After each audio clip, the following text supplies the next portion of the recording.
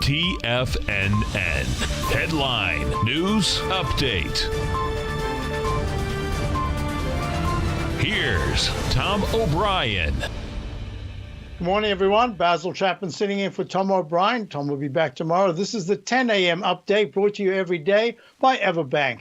We're looking at a Dow that's up 82 at 19,947. Until the Dow can break above 20,125, we're in a consolidation phase. There's a much better chance we'll be testing the lows of the 19,800 level, especially if the Fed this afternoon at 2 o'clock gives a report that suggests that the interest rate hikes are still to come.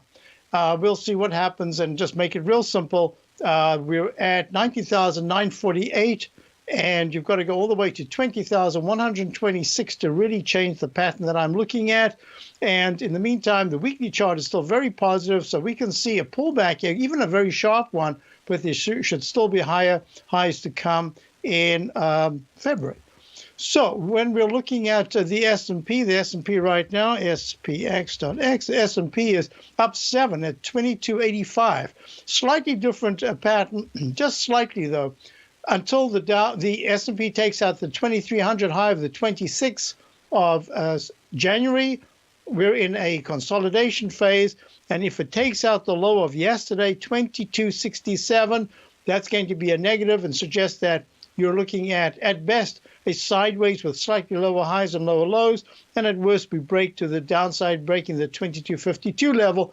Here again, the weekly chart is still positive, even if there's a pretty sharp pullback to come. The QQQ, that's the NASDAQ 100, had a high just 4 days ago, on the 27th at 125.92. It needs to decisively go into the 126.30s to say, aha, this is going to help and recycle the other indices. Until that happens, we can think that this might be a consolidation. If you look at the SMHs, which is the semiconductor index, it made a peak just the other day on the 27th, and that's going to be tough to break above 75, 85.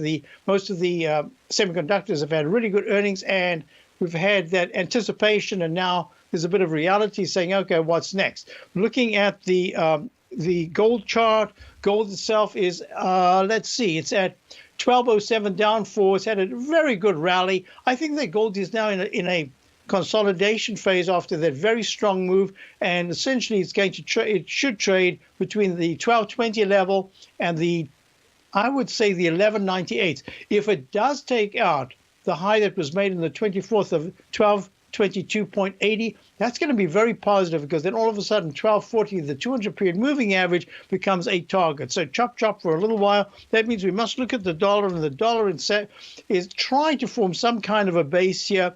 I say that if the dollar starts to trade the 99 level for 2 out of 3 sessions, you've got to be careful. That's really putting a limit on the upside. The dollar needs to break above 101.50 to really change the trend back to up again. So it's going to be tough. Looking at crude oil.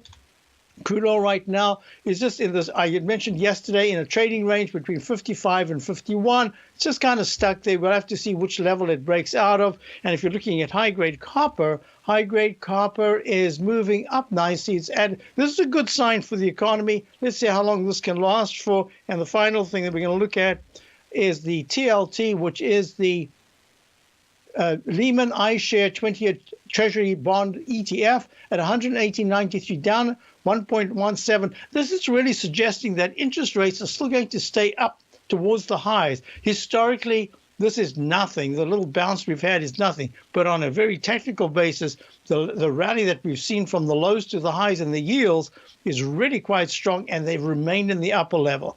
So just before we sign off, I want to just remind you that these 10 a.m. updates are brought to you by every day by Everbank.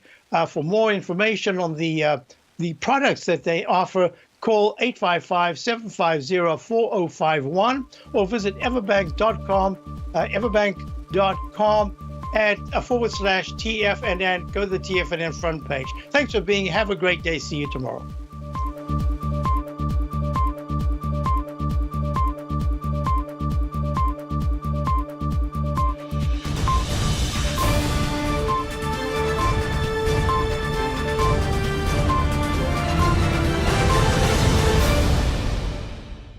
Today, it's hard to tell if the economy is coming or going. Regardless, I want my money going in the direction I choose. If that's your stance as well, then you want to know how Everbank can help keep your money thriving just the way you want. Is growing your money a priority? Everbank is committed to a yield pledge promise to pay high yields on your checking, money market, and CD balances. Looking to diversify? Everbank ingeniously developed accessible ways to spread your money around the world into foreign currencies and even non-FDIC insured metals. And when it comes to your wealth, they bring a highly experienced and global perspective to help you manage it. Everbank's financial philosophy flies in the face of the status quo. They believe your money's performance should not be determined by today's economic circumstances, but by the drive to rise above them and create opportunities that favor your objectives. If that excites you, like it does me, call 1-855-750-4051 to find out what they can do for you. That's 1-855-750-4051. Call them today. Everbank is a member FDIC and equal housing lender.